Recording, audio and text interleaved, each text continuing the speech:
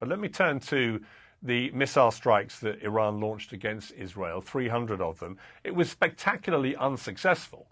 I mean, it caused barely any damage. Again, you're smirking. You can explain why. But it was a spectacular failure, wasn't it, by Iran? Just a load of showboating and throwing fireworks in the air with actually no result whatsoever, other than they hurt one little girl. Of course, I'm smirking. It's funny the way in which you always frame things where the other and the non-Westerner is incompetent and incapable, and your fantastic Israeli allies are on top of their game. No, in fact, it was a major defeat for the Israelis and for the Americans. And why? Because the Iranians from the very beginning, well, let me tell you. First of all, the Israeli regime carried out an airstrike on an Iranian embassy. The whole world condemned it. Forget the West, forget the UK and the US. You are marginalized. You supported it because at the UN Security Council, your regime, the American regime and the French regime, they prevented the condemnation of the bombing of the Iranian embassy. So the world rallied behind Iran. And Iran said, we're going to retaliate. But what did Iran do? Iran played it very smart. They played 10 days of mind games with the Israeli regime, and then they declared that they're going to carry out the attack. So the Israelis and the Americans and everyone mobilized everything they had, and the Iranians sent hundreds of dirt cheap drones, a few $1,000s each, to fly, and it took 3 hours for them to get there. And then your Israeli allies spent, according to their own estimates, $1.35 billion to down drones that didn't cost probably $2 million for Iran. The Iranians did not use any of their new technology. It was all old technology. So the Israelis gained nothing, but the Iranians gained a huge amount of information about the capabilities of the Americans and the Israelis. And I must say that that most of the things were done by the Americans, not the Israelis or the British or the French. And then the Iranians sent a series of old missiles that they had in stock for a long time, none of it with the latest technology. And then again, the Americans and the Israelis attacked them with very expensive missile defense systems and use all their capabilities, giving the Iranians huge amounts of information. Again, a couple of $1 million. No one is going to buy those old missiles. And then Iran fired a handful alongside these missiles, a handful of serious missiles that were targeted at two bases, the two most heavily defended military sites in the world, an air base in the south and an intelligence gathering base, I think, in the north. And both of them received direct hits. So the Israelis they showed their hand. They spent a lot of money at a time when these missiles there's a huge shortage of them because of Ukraine. And the Iranians gave no information about their capabilities. Even those missiles I've got to say that's one of the more entertaining explanations for such an abject failure that I've heard. Should I smirk again? And let me take you back to what Israel said they committed the bombing in Damascus for, was because they discovered that the building was diplomatic in name only and being used as an Iranian military and intelligence base, hence the presence of all these generals, two of whom were killed, along with all the others there. So if it was being used as a military base, and they were training Hezbollah, which is what they believed they were doing, then it was a legitimate target, wasn't it?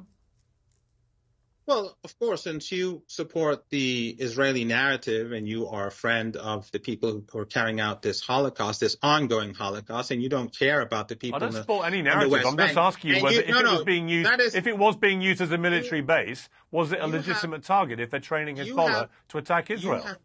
You have rather one of the most extreme narratives, and I think you're doing a disservice to truth by actually I don't at all. I've been very critical of Israel, but I don't believe. Whenever I interview people who can't find it in themselves to actually say what Hamas did on October the 7th, I always find it slightly incredulous then, whatever else they say, because we all saw what happened with our own eyes. People are not intimidated by you. That's the problem.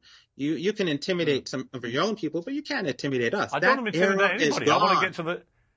I want to find out. I'm just fascinated. Okay, let me ask you this. No, let me answer okay, the Professor, question. I'm not trying to be timid. That is a diplomatic No, you don't ask the questions. Just like the I ask the British, questions. that is, no, I'm answering your question. That was a diplomatic building. You know quite well that the Israelis had no right to touch it. They committed a crime, and the Iranian retaliation was an act of self-defense. And your own foreign minister humiliated himself on Sky News, which is an outlet that is sympathetic to the regime, when he said, well, if one of our diplomatic buildings were struck, how would the response be? So don't be silly. The Israeli regime, they're always lying, just like the Al-Shifa hospital. They're full of underground tunnels. Where were the tunnels?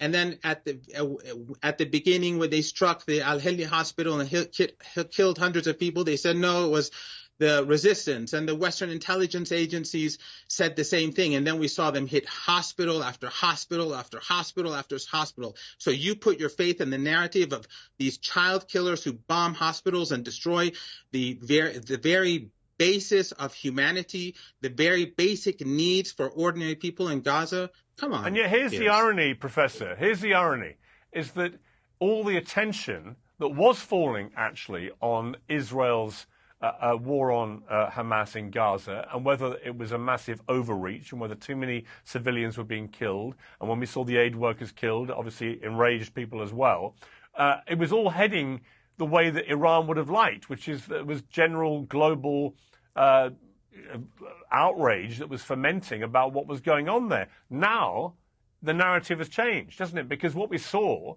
were countries like Jordan racing to help Israel defend itself against Iran's missiles, the ones that you've tried to dismiss but were actual missiles. And how does that help Iran's narrative that Israel are the bad people in the region when you have major Arab countries like Jordan and Saudi offering airspace and so on? How does that help your cause to try and isolate Israel? All you did was achieve the complete opposite, didn't you? Absolutely not. First of all, the people of Jordan know that the Israeli regime considers the Palestinians to be Amalek. We're not dumb, Piers, and they're not dumb. The government of Jordan does not represent the people. You know this, and I know that.